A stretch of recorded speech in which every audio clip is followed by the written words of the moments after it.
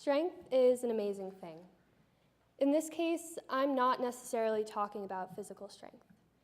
Yes, it's amazing when someone can lift 1,000 pounds, but mental strength is far more impressive than that. The people in my mind, the people that come to mind in my life when I think of strength are my parents, my sisters, Shay and Mary, and especially our brother Henry. For the first 2 years of Henry's life, it was ordinary. He was this little blob running around with curly blonde hair. He was energetic, playing t-ball, attending nursery school, and playing with his sisters, especially annoying us. In October 2010, a couple of months after his second birthday, Henry got sick. None of us thought anything of it at first. It seemed like he had an ear infection, common among little kids, and the bruising on his legs was chalked up to being an active 2-year-old. I got off the bus one day after school, Friday, October 29th, 2010, and my brother and my mom weren't there. My grandma had come to babysit unexpectedly. I asked her where they went, and she said, "Oh, your mom just took Henry to the doctor, and I was due to come for a visit anyway." At the time, I was 10. I was mature enough to be able to tell that something was up, but was still considered too immature to be told the truth. Little did I know that at that moment, my parents were in the process of rushing Henry to Yale Hospital. My grandmother stayed with my sisters and I that night, while my parents both stayed with Henry at Yale. As we laid on the couch watching TV, we had no idea in that moment that was our last night of normalcy for a long time. The next day, we went up to the hospital to see Henry. At this point, the only knowledge my sisters and I had was that he was sick enough to be kept at the hospital overnight. We went in the room, and I was immediately struck by how small he looked. He was pale with pink around his eyes. He had what looked like a cast on his arm, but it was actually a tape splint over his IV, so he wouldn't pull it out, hurting himself. We crowded into the small room, and as I went to look out the window, that's when I saw it. On the windowsill, behind the couch, was a binder with a title along the lines of "Having a Child with Cancer." I looked at it for a moment, extremely confused, and then turned to my mom and indicated toward it. I asked, "Does Henry have cancer?" My parents paused, and my mom immediately said, "This wasn't how we wanted you to find out." My sister was 7 and probably didn't fully understand, and our other sister was 2, so she definitely didn't. But I was in absolute shock. From there, my memory of that day is foggy, but one thing that stood out was how this little kid who was so sick still wanted to get out of bed to play with us while we were there.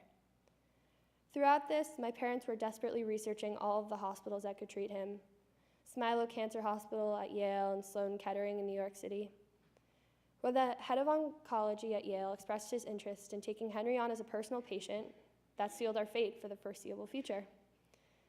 For the next 11 days, they kept him in the hospital. He had his first surgeries, implanting his port and a spinal tap to test his spinal fluid.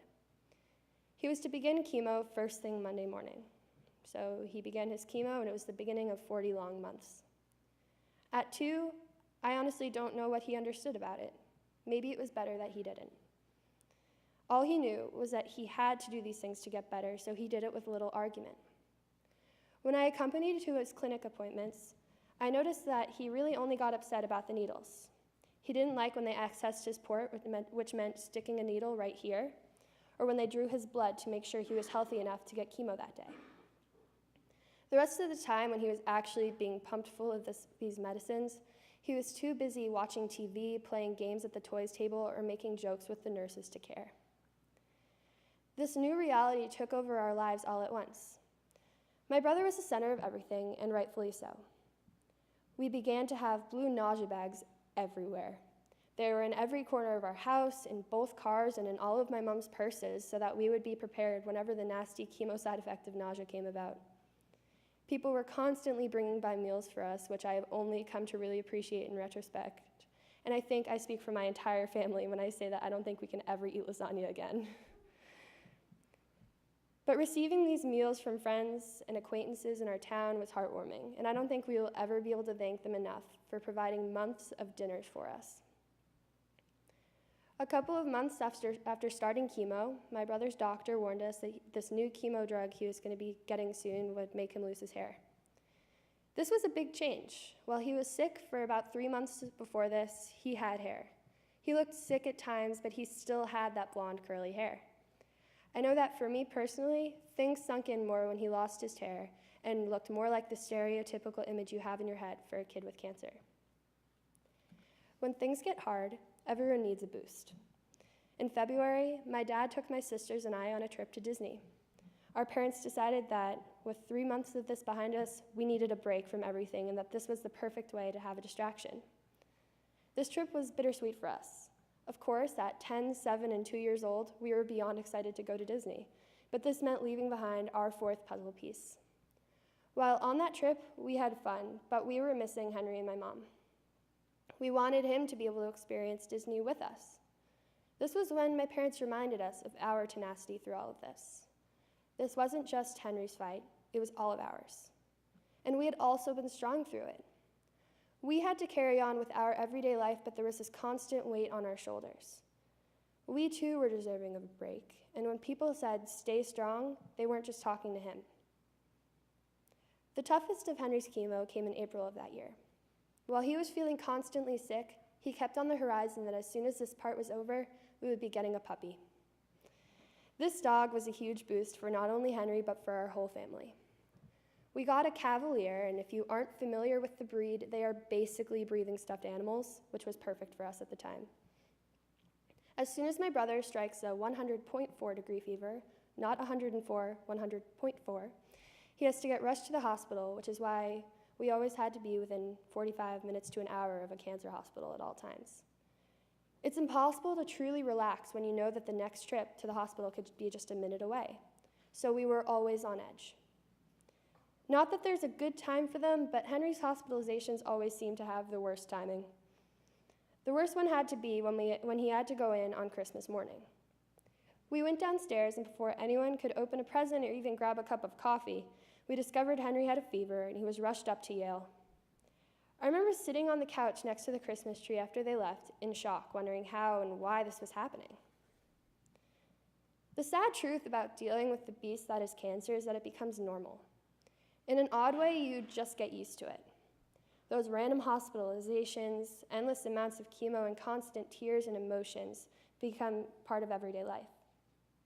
In the midst of it, you feel like it will never end. There are days when you feel like maintaining this strength and pushing through is impossible, but then there are days when you forget about it. And while the actual routine of dealing with this becomes normal, so does the constant feeling of being on edge, tired, and fearing the unknown. This routine carried on for the 40 months. My brother's room was gradually decorated with gifts, including hats flown over Afghanistan by the military in his honor, signed photos and banners from various pro athletes, and countless hats. Finally, the end was in sight. It was getting towards the end of 2013, and he would finish chemo on January 4th, 2014. We planned a huge end of chemo party where we were going to have thousands of cookies. We invited everyone who had made an impact on our family and helped us along the way. The party was scheduled for his last day of chemo since it was a Saturday, but he was hospitalized the night before with a fever. The party was rescheduled for 1 week later, and I think I speak for my whole family when I say that it was one of the happiest and most emotional days of our lives. Our family was on an absolute high as we had just finished this period in our lives. While we knew there were a few years until we were truly out of the woods from this, we felt like we were able to move on. Henry could try to begin to be a normal kindergartner, and our family could finally take a deep breath. Just a few days after Henry's end of chemo, I submitted applications to high schools. My parents wanted me to be able to separate myself from the sometimes unstable and abnormal setting that had been our home during my middle school years. Little did I know at the time that this was going to be one of the greatest decisions I've ever made. 2 days after school got out that spring, we went on our Make-A-Wish trip. This was therapeutic for our family. We went to Grand Cayman and had an absolutely unreal vacation. A very generous man donated his enormous condo at the Ritz for us to stay in, and we received invitations from practically every business on the island for us to visit or take part in their activity or service. We did everything from wakeboarding to sailing to observing some of the most amazing aquatic life. This trip was the first taste of freedom for our family in nearly 4 years, and we were on a major high after this. That fall, I started here at Brooks, Shay started middle school, and Mary and Henry began first grade. My parents found some stability in their jobs and in their lives, and we began to feel more normal. Henry found strength in new ways, in making up for missing out on 3 years of life through activities like taekwondo and piano lessons. Our family lived this fairly normal life for exactly 2 years and 9 months from the date of his last chemo. The first weekend in October of 2016, my mom and my siblings came up for the weekend. They had the Monday off of school, so they decided to come visit me. We went out to dinner after my cross-country race that Saturday, and my brother was complaining of his stomach hurting. I thought nothing of it, as this was often something he said when he didn't want to eat. But the call I got 2 nights later, on Monday, made that complaint seem much more serious. The call came from my dad, and I remember exactly where I was sitting in the dining hall, the rectangular table right next to the head's table. The ironic thing is that typically when my parents call me while I'm in the dining hall, I'll maybe send them a text saying I'll call them in a few minutes or answer and talk to them briefly. But for some reason, I picked up the phone without any hesitation. When I answered, my dad said, "We're on our way up to Yale. Henry is really sick, and I hate to say it, but I think it might be the same thing." I don't remember much that happened after this phone call. It was just me and Kate at that table. I don't remember what I said to her, but it stuck with me when she said, "Henry is strong. It will be okay." The next day at school was an absolute blur. I didn't say much to the people around me about what was going on. During math class, I received a phone call from my dad and had to leave, so I had to explain to Mr. Price what was happening. He said something to me along the lines of, "Kids are stronger and more resilient in these situations." Everyone was telling me to stay strong and that it would be okay. I was gathering strength from the support of others, but I was gathering the most strength from knowing that my brother was facing everything coming his way with courage. That night, the inevitable phone call came in, confirming our suspicions. It was my mom, and she was driving home from the hospital to be with my sisters when she told them. After some small talk that neither of us really had any interest in, my mom said, "Henry's leukemia is back. It's the same thing." I was shocked. Even though I had the gut feeling that this was the case, I was in a state of utter shock. There's no other way to put it. Before I had even hung up with my mom, Stacy was at my door. Never have I been happier to see Stacy Turner in my life. My mom had called ahead to tell people at the school so they could be there for me when I heard the news. In this moment, I was having trouble being strong. I was having trouble seeing how this all could somehow be okay. That weekend, I decided to go home for a few days to see my brother and be with my parents. I walked into his hospital room while he was taking a nap, and it was like deja vu. He looked so small and so pale. The skin around his eyes was so pink, but the one thing that made it all worth it was when he woke up from his nap and he saw that I had come see him. He gave me the best smile I've ever received, and in that moment, I realized I had to be strong for him. But it was round 2. The same thing 6 years later. He would go into surgery to test his spinal fluid and put his port back in. He would begin chemo again, this time a different, more intense regimen. He would be in the hospital for at least the next month. Our family life was going to be turned upside down again. On paper, I was lucky. I was nearly 200 miles away, able to focus on myself. I had the most minimal changes to my day-to-day life out of anyone. This is why I did, and still do, feel bad reaching out to my parents when I need a break or a person to talk to. Because there were many times when things got hard, and I crumbled or lashed out rather than simply asking for help. The one area where I never struggled to ask for help was to the adults in my life at Brooks. During my junior year, when my world felt like it was crumbling, these adults helped me back up. Mr. Price, Stacy, Miss Shanielle, and Mrs. Hines were there for me when I was finding out the news that absolutely rocked my world. Mrs. Heidekevich dealt with me almost failing AP Bio because of my lack of physical and mental presence in the class and helped me to turn my grade around.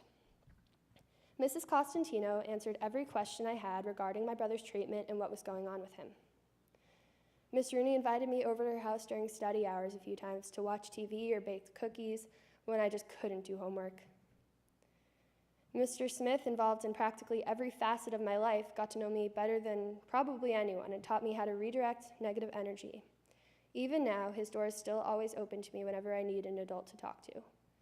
I can confidently say that there aren't too many places in the world where it's better to be when you're going through something as big and scary as this than at Brooks. But from all of this, I've loved seeing where people find strength in times of need. My brother finds strengths in horizons. There is always something on the horizon for him to look forward to, whether it be getting a dog, going to Grand Cayman, or even something as simple as just being able to go to school and birthday parties like a normal kid. My mom found strength in communities. She has engaged in many different communities following my brother's diagnosis, whether it be rowing, her book club, or friends and acquaintances in our town. My dad finds strength in having control. His company allowed him to work from home, providing him with a home office setup. This allowed him to be with my brother when he was housebound and my mom was at work. Being home allowed him to convert about 3 hours of commuting time per day into free time, so he began running and got strong enough to run a half marathon. Shay finds strength in coming to Brooks. She took a similar path that I did, and while she's only been here for a few months, I think it's proving to be the best thing for her too. Mary, Henry's twin sister, finds strength in being a caretaker. Imagine if your twin, the person you came into this world with, was going through this and you weren't. She loves to take care of Henry, whether it be going to the hospital with him or lying on the couch with him while he's not feeling well. To this day, she sleeps on the bottom bunk and he sleeps on the top. They are inseparable, and I don't think either of them would want it any other way. Mary has been vital to Henry through it all. She has been a built-in best friend, which was especially important when he wasn't allowed to go to school. She catered to how he was feeling and has showed a level of empathy that is not common of young children. And me? Well, I guess I find strength in two main ways: from knowledge and from movement. I have learned everything I could about my brother's cancer and its treatment. It helps me to understand what's happening with him, why he's reacting certain ways to medications, and how these medications even work. Additionally, I have found that I relieve stress and deal with the anxiety I get from the situation through moving at all times. So if you've ever wondered why I'm constantly rowing or doing something, this may help to answer your question. If it seems like I'm on edge all the time, you're right, I am. Yes, I snap, and yes, I lash out, and I do this probably much more than anyone should. But can you blame me when I constantly feel like I'm waiting for the other shoe to drop? Currently, my brother is still in treatment, and he will be for about another year. I don't know what the future is going to hold for him and for our family, but I am confident that everything will work out. I am excited to watch him grow up because I know he will carry with him the perspective and perseverance that has been his learned reality for 7 of his 9 years on this planet.